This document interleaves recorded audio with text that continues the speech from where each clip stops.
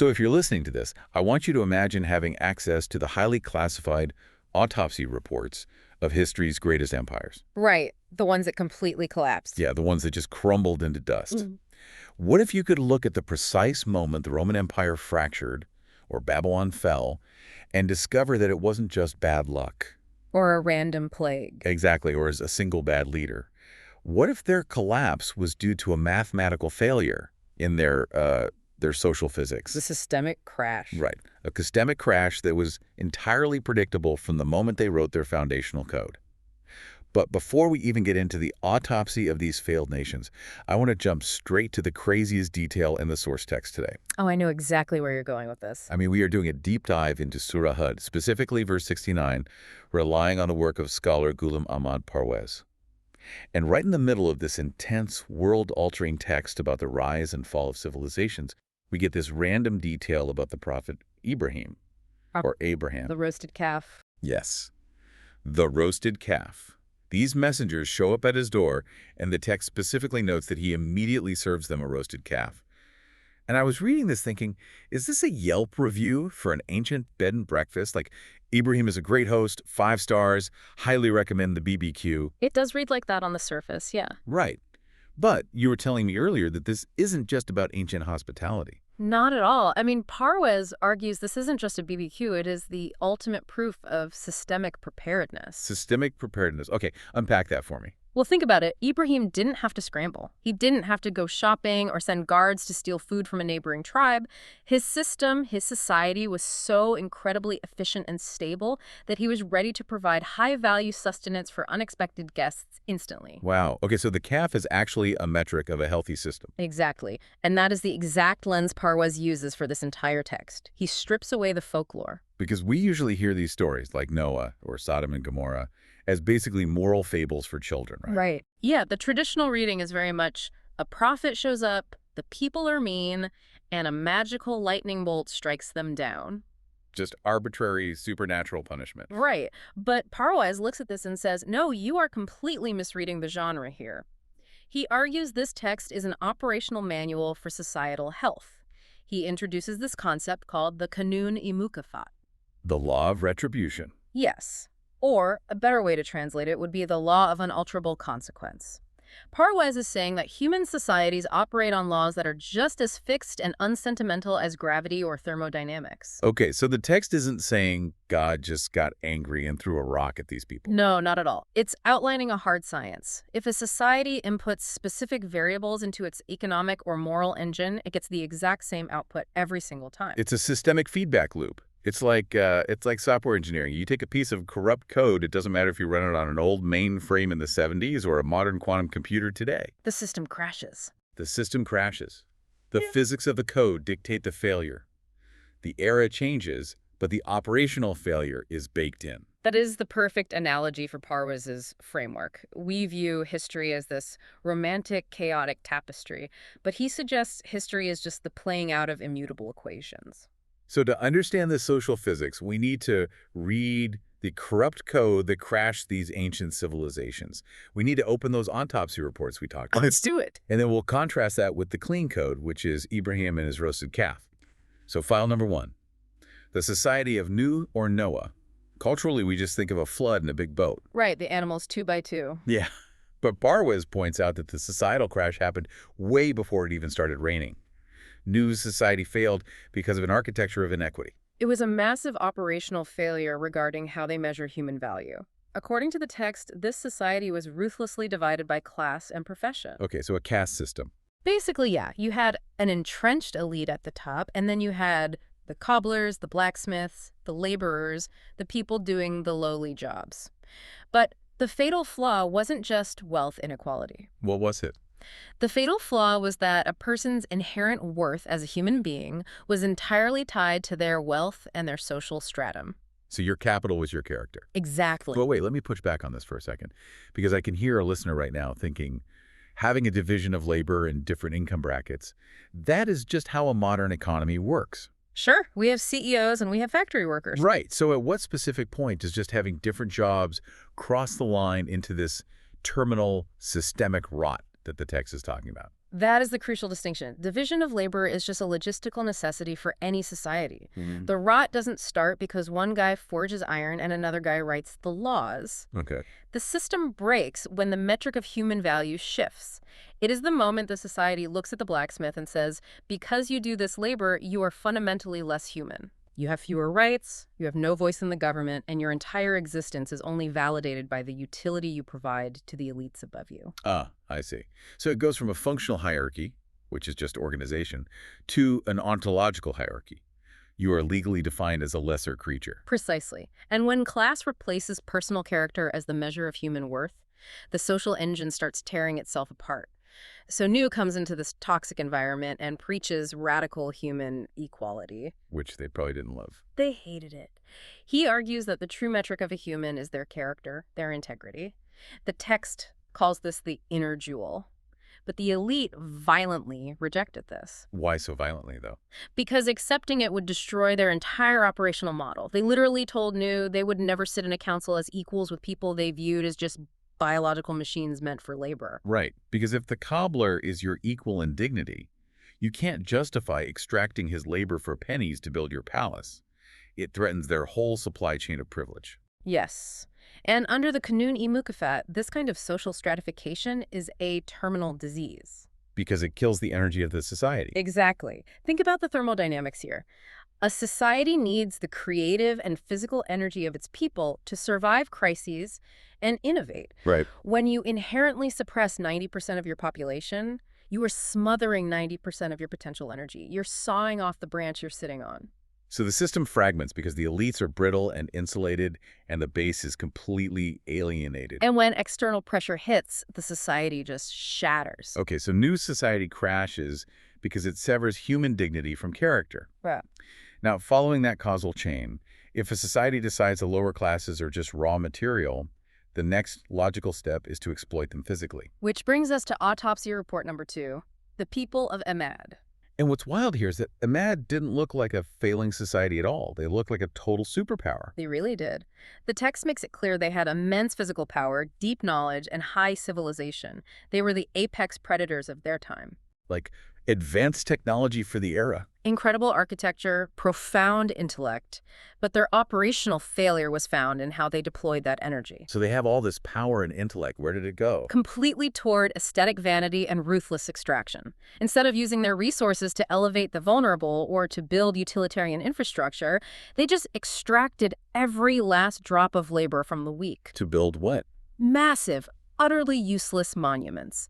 The text emphasizes that they carved out entire mountains to build colossal towers that served absolutely no functional purpose. So it was just an ego trip. Pure ego, just to immortalize their names and intimidate other nations. It's the ultimate vanity project. I'm picturing a society that has the tech to cure diseases or end droughts, and instead they spend trillions of dollars building gold-plated statues of themselves in the desert. That is the exact dynamic. They squeeze the blood of the poor to decorate the skylines of the rich. Zero utilitarian good. I get why that's morally terrible.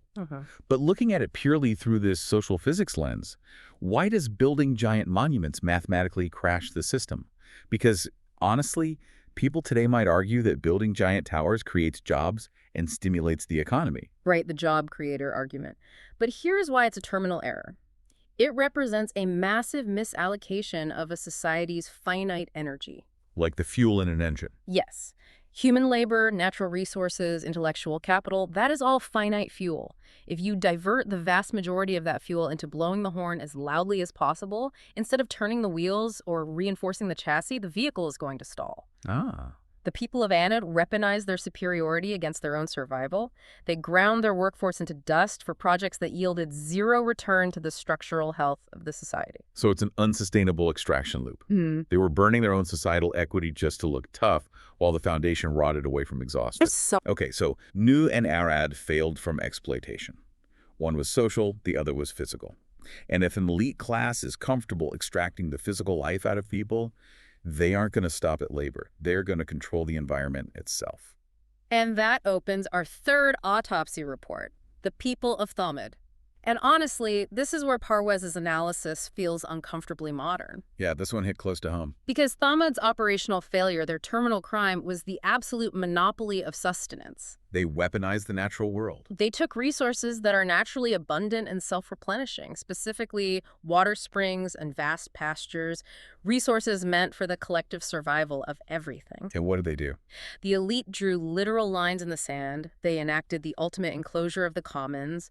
They claimed exclusive private ownership over the natural world. Actively starving the weaker population. And their livestock. They literally hoarded the basic building blocks of survival. So they essentially privatized the rain, just put a padlock on a whole ecosystem. Yes. But Parwez highlights a terrifying psychological mechanism that goes along with this hoarding. It's the narrative they constructed to justify it. Right, because nobody wants to be the villain in their own story. Exactly. Parwez notes that even today, when we see systemic famine or massive wealth inequality, the default justification from those in power is almost always the same. Overpopulation. Yes. They say there are simply too many mouths to feed, the earth is a lifeboat, it's full, and the ecosystem just can't sustain this many people. Just a tragic reality of scarcity. But Parwez's reading of the text violently rejects that premise. He argues that this entire concept is a weaponized myth of scarcity. A myth. The source material states that the creator, or the natural system of the universe, provides an overabundance of sustenance. The mathematical reality is that the crisis is 100% man-made. So it's a crisis of pathological hoarding, disguised as a lack of supply. It is a profound unmasking of elite rhetoric. Nature lays out a vast, abundant table. But a tiny fraction of the population rushes the table, sweeps 90% of the food into a private vault, locks the door, and then looks down at the starving masses and says, "You know what your problem is? You are breeding beyond your means." Wow. That is infuriating because it is so recognizable. It really is. Let's visualize the physics of this collapse. Yeah. It's like a ruling class building this massive high-tech dam across a valleys-only river. Right. They divert millions of gallons to their private estates for ornamental fountains. And then, as the valley below turns to dust and crops fail, they pay for giant billboards telling the dying towns, "Please conserve water. You've populated beyond the carrying capacity." That is the exact insidious dynamic of thumb, manufacturing artificial scarcity and then using it to morally condemn the victims. But why is this a mathematical death sentence for a civilization? Because historically, lots of societies have massive inequality and last for a long time. Why does this specific hoarding trigger the Kanuni Mukafat? Think about the fundamental nature of wealth and resources. The text uses the metaphor of flowing water, which is brilliant. When water flows freely, it nourishes the whole ecosystem. It creates microeconomies of life. Plants grow, animals thrive. It's a robust environment. Exactly. But if you dam that water up in one massive stagnant reservoir, two catastrophic things happen. First, everything downstream dies. Right. The working base is starved of the fuel they need to innovate and maintain infrastructure. But the second thing happens to the hoarded water itself. It stagnates. It becomes a breeding ground for disease. Wealth and economic capital operate on the exact same thermodynamic principles. When capital is hoarded by a few and removed from the active economy, it stagnates. It doesn't produce genuine growth anymore. No, it just produces bloated, insulated elites who completely lose touch with reality. So by starving the base of the pyramid, the elites are dissolving their own foundation. They are ensuring their own destruction. They're just too blinded by the hoarding to see the cracks. You cannot have a healthy brain if you cut off blood flow to the heart and lungs. The golden capstone is going to come crashing down if the limestone base turns to dust. That is the inescapable math here. Man. Okay, this is a heavy progression. It is. We've tracked this systemic rot through 3 stages. Noah severed human value from character. Ad severed physical power from utility. Thamud severed the natural economy from ethics. And this brings us to a terrifying inflection point. Parwez points out that once a society's external frameworks are completely severed from ethics, the rot turns inward. Right. The next boundaries to collapse are the deepest, most intimate ones, the psychological and biological boundaries of the human being itself. And that brings us to the 4th autopsy report, the people of Lut, historically associated with Sodom. Now, before we get into this, I need to set some parameters for you, listener. That's very important. We are about to dive into the absolute dissolution of moral and sexual boundaries, as diagnosed by this source text. We live in a modern world where debates around traditionalism versus sexual liberation are incredibly polarized, highly charged political battlegrounds. They are the defining culture wars right now. Exactly. Yeah. But our mandate on this deep dive is not to take a side in modern politics. We are not here to moralize. Our job is to strictly, impartially report on the sociological and historical arguments presented in Parwez's analysis. And it's crucial to understand that Parwez approaches this as a measurable thermodynamic phenomenon, not just a theologian saying God is angry. Right. And to ground this in data, the source text brings in external academic research, relying on J.D. Unwin. Yes, an Oxford and Cambridge-educated researcher who published a massive study in 1934 called Sex and Culture. Now, playing devil's advocate here, a lot of modern sociologists would instantly flag a study from 1934 that ties the fall of empires entirely to sexual behavior as, well, wildly reductive or just Victorian moralizing. Sure. So how does the text defend Unwin's data? What did he actually study? Unwin conducted an exhaustive, data-driven study. He wasn't looking at this morally. He looked at it purely in terms of societal energy.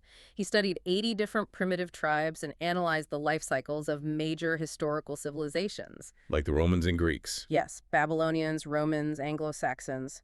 He was looking for a mathematical correlation between a society's sexual regulations, how strict their boundaries were regarding intimacy, and their civilizational vitality. Vitality meaning what? Their capacity for intellectual innovation, architectural expansion, and survival against external threats. And what was the conclusion? Unwin concluded that a society's rise to greatness and its creative energy are inextricably tied to its strictness regarding intimacy. He proposed a mechanism of psychological sublimation. Unpack that sublimation mechanism for us. How does strictness equal energy? It comes down to channeling biological imperatives. The human sex drive is one of the most powerful engines we possess. Unwin theorized that when a society places strict boundaries around this drive, the raw energy doesn't just disappear. It gets redirected. Exactly. It gets sublimated into building. It gets channeled into delayed gratification, establishing stable families, intellectual pursuits, and maintaining complex social structures. So discipline acts as the containment field for the societal reactor core. Yeah. The pressure valve is regulated, so the steam turns the turbine. Yes. But Unwin found a terrifying countermetric. When a society embraces absolute sexual permissiveness, removing all boundaries and making the pursuit of sensation the primary goal, it invariably loses its creative and physical energy. The engine basically powers down. The energy is expended entirely on immediate individual dopamine loops instead of being channeled into the collective future. And the text points out that Unwin found a specific timeline for this, right? He did. He argued that within 3 generations of total permissiveness, which is about 100 years, the society inevitably collapses from internal exhaustion. 3 generations. Generation 1 removes the boundaries and revels in the freedom. Generation 2 normalizes it and loses the institutional memory of discipline. By Generation 3, the biological energy required to maintain civilization is simply gone. They either collapse or get conquered by a more disciplined culture. Wow. 3 generations to total thermodynamic collapse. This shifts the whole paradigm. It's not saying lightning will hit you, it's arguing this is a law of physics. If you permanently open the pressure valve, the steam dissipates and the lights go out. Exactly. But does Parwez imply this collapse is irreversible once the boundaries fall? Yes, he views it as terminal. And to grasp why it's terminal, we have to look at the linguistic analysis Parwez does regarding how humans behave compared to animals. Let's get into that, because usually people just use the cliche, oh, they're acting like animals. Right, that's the lazy colloquialism. But the Quranic text, analyzed by Parwez, says that when humans abandon these boundaries, they don't just become animals, they fall below the level of animals. Wait, lower than animals? How is that possible if animals don't even have morals? The Arabic term is asfal as safilin, the lowest of the low. And the reason is that animals have inherent unalterable biological limits. And animals' drives are tethered strictly to physiological functions. Like mating seasons. Right. They mate for reproduction, they eat until they're full, and then they stop. The software limits the hardware. There is a natural biological floor. Okay, I see where you're going. Humans possess advanced intellect and imagination.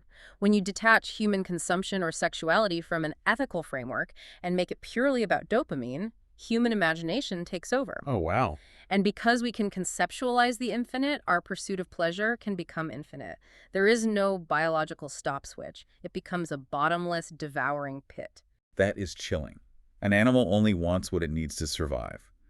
A human disconnected from ethics can want infinitely and will destroy themselves trying to fill an infinite void. And Parwez further illuminates this by differentiating between 2 specific Arabic words in the text, Zambi and Ithian. Which are usually just translated as sin, right? Lazily translated, yes. But they describe entirely different mechanical states of a society. Zambi is closer to an act of active rebellion. Okay, so you know the rule and you break it anyway. Right, it implies you still have the energy to rebel. Ithian, on the other hand, which is associated with Lut society, is systemic. Ithian implies a profound internal civilizational exhaustion. Exhaustion. So they aren't even actively fighting a moral code anymore. No. Ithia means completely wasting one's potential. Your reactor core is burned out, you've lost your drive, and ultimately it means falling behind the caravan of humanity. Falling behind the caravan. That is such powerful imagery. It's not a meteor crushing you. It's just your society fundamentally running out of gas. You become obsessed with sensation, and the rest of human progress just marches on without you. Leaving you to quietly fade into the dustbin of history, it is the final terminal stage of decay.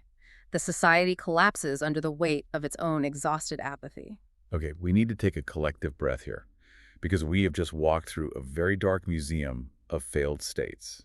Societies that destroyed themselves through classism, vanity, hoarding, and total moral exhaustion. It is a lot to process. If the text ended right here, it would be incredibly nihilistic. But this is exactly where the text executes that massive pivot we talked about at the very beginning. Out of all this static of collapsing empires, a new signal emerges. Verse 69. Yes. We arrive at the doorstep of Ibrahim. The text states that messengers arrive to him, bringing what is called the bushra. The glad tidings, or positive feedback.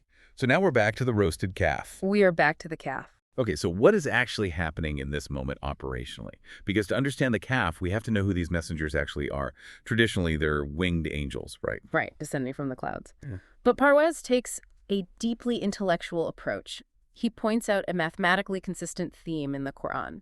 Human beings, in their waking state, cannot physically see angels. Ever. Never. He references battles like Badr and Hunain, where angelic forces are explicitly present, but the text notes they were totally invisible to the combatants. Okay, so if biological eyes can't process an angel, there can't literally be winged beings sitting on a rug eating BBQ. Exactly. Parwez reasons these messengers appeared entirely in human form, but conceptually they represent the delegates of change, the embodiment of historical forces. Historical forces. So the inevitable shifting of geopolitical and social tectonic plates. Yes. And Ibrahim is described as a man of deep fiqh. Fikr, meaning reason. Not just casual thinking, profound, objective, rational contemplation of the universe. He studies the laws of society. So when these historical forces arrive, his fikr allows him to recognize them. Signal versus noise. Exactly. The world around him is pure noise. The legacy of Nu, the ruins of Ayat, the hoarding of Thamud, the terminal chaos of Lutz just down the road. But Ibrahim cuts through the noise and receives a high-frequency signal. And that reception, that ability to download the truth of the universe's operational laws, is what the text calls wahi, or revelation. Okay, let's unpack the mechanics of wahi. Stripping away the mythological imagery of a voice booming from the clouds, how does a biological human mind comprehend direct communication from the ultimate system of the universe? Well, Parwez explains it operates on a completely different frequency than ordinary intellect. We all have moments of intuition, right, where an idea just clicks. Sure, the classic shower thought. Wahi is infinitely beyond that. It is a profound, direct, systemic transmission of absolute truth from the creator to the prophet. The human mind instantly and flawlessly understands it, even if people standing right next to them perceive nothing. It's like quantum entanglement. It's not like downloading a file over bad Wi-Fi and waiting for it to buffer. It's an instantaneous state change. The source code is entangled with his consciousness, and he natively knows how to execute it. That is a phenomenal way to describe it. Uncorrupted data transfer. And when Ibrahim, running this clean code of Wahi, receives these historical forces, we get the linguistic deep dive of the word salam. Right. The text focuses heavily on this dialogue. They say salam, and he replies salam. Normally, that's just translated as hello. Why is this greeting the turning point of human history? Because in Parwez's social physics, this is a highly specific handshake protocol. Like in computer networking. When servers connect, they ping each other to verify security before sending data. Precisely. Salam means peace, but the foundational root means security, stability, preservation from destruction, and soundness of system. Wow. When the forces of history approach Ibrahim, they offer salam. They are pinging his framework, asking, are you stable? Is your society operationally sound? And he replies, salam? Confirming the protocol. Yes, my system is stable. And to understand what system, we have to define deen. People translate deen as religion, meaning private rituals. But that's not what Ibrahim is running. Right, it's not a weekend hobby. It's a comprehensive socioeconomic, political, and ethical operating system. He is telling the forces of history, my deen is secure. And this brings us right back to the physical reality of the roasted calf. Yes. The calf is the physical manifestation of that salam protocol. It is the proof of concept. It makes total sense now. In a world of chaos where Thamud is starving people and Ayat is working laborers to death, Ibrahim's deen is an island of stability. The forces of history show up unannounced, and he doesn't panic. He doesn't scramble. His supply chains are robust, his agriculture is equitable, his ethics are secure. He can instantly provide a high-value asset to strangers. He has zero anxiety about scarcity because he operates on the abundance of the Creator, not artificial hoarding.